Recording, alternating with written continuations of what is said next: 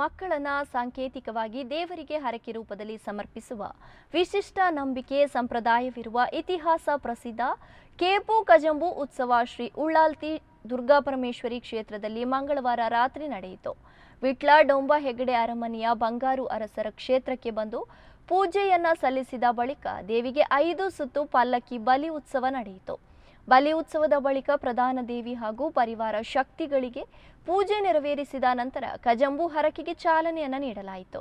ಹರಕೆ ಸಲ್ಲಿಸಲ್ಪಡುವ ಮಕ್ಕಳನ್ನ ಜಳಕದ ಗುಂಡಿಯಲ್ಲಿ ಸ್ನಾನ ಮಾಡಿಸಿ ಬಳಿಕ ಗರ್ಭಗುಡಿಯ ಮುಖ್ಯ ದ್ವಾರದಲ್ಲಿ ಮಕ್ಕಳನ್ನ ದೇವರಿಗೆ ಕಜಂಬು ಹರಕೆಯ ಮೂಲಕ ಸಮರ್ಪಿಸಲಾಯಿತು.